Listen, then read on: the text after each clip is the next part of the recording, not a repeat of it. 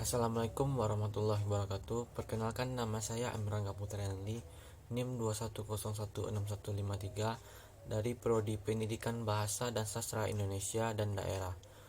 Baiklah, di sini saya akan mempresentasikan materi terkait tentang keterampilan berbicara. Keterampilan berbicara. Pengertian berbicara. Keterampilan berbicara atau retorika adalah seni tentang berbicara yang dimiliki seseorang. Seni berbicara ini dimiliki seseorang secara alami atau dengan menggunakan latihan khusus. Keterampilan berbicara ini merupakan seni tentang berbicara yang merupakan sarana komunikasi dengan bahasa lisan maupun proses penyampaian pikiran, ide, gagasan dengan tujuan melaporkan, menghibur, atau meyakinkan orang lain.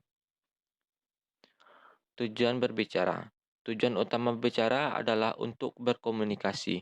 Komunikasi merupakan pengirim atau penerima pesan atau berita antara dua orang atau lebih sehingga pesan yang dimaksud dapat dipahami. Oleh karena itu, agar dapat menyampaikan pesan secara efektif, pembicara harus memahami apa yang akan disampaikan atau dikomunikasikan.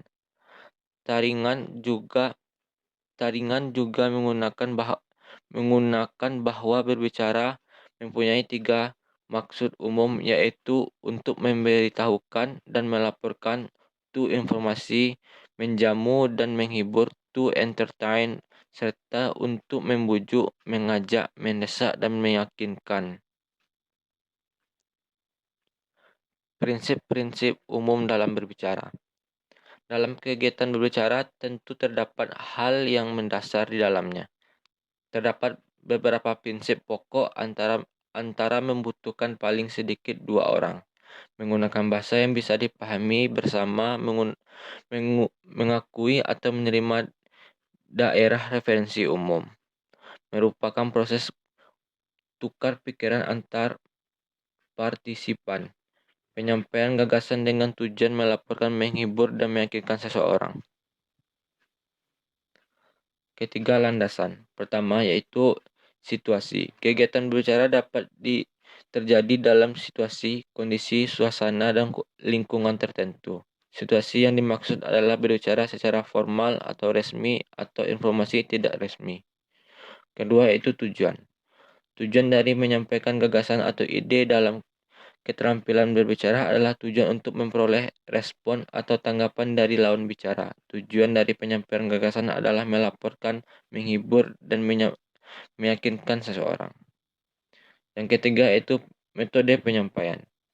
Terdapat 4 cara atau metode penyampaian yang dapat dilakukan seseorang pada waktu berbicara, yaitu penyampaian berdasarkan naskah atau manuskrip.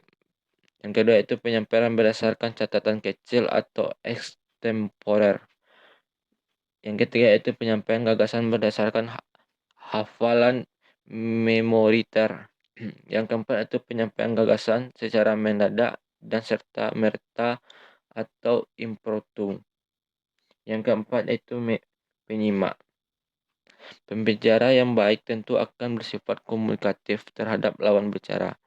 Dalam penyampaian gagasan atau ide, pembicara harus memperhatikan siapa penyimak dari pembicara tersebut, supaya materi yang disampaikan dapat diterima secara berimbang. Berikutnya yaitu jenis-jenis berbicara sebagai keterampilan berbahasa. Pertama yaitu bercerita. Bercerita adalah menuturkan suatu cerita secara lisan, walaupun bahasa cerita bisa berwujud dari karang tulisan. Yang kedua yaitu debat. Debat berarti bertukar pikiran secara terbuka untuk membahas masalah yang masih merupakan pro dan kontra dengan memperhatikan aturan dan tata tertib tertentu. Yang ketiga yaitu diskusi.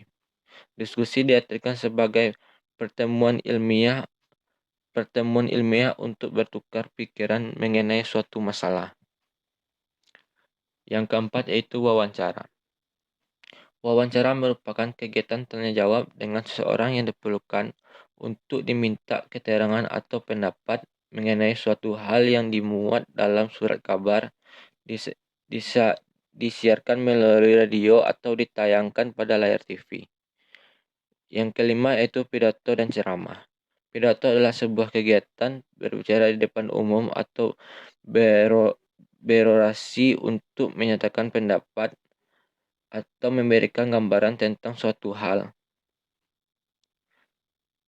Yang terakhir itu percakapan. Percakapan adalah dialog antara dua orang atau lebih, membangun komunikasi melalui bahasa lisan, melalui melalui telepon dan tulisan.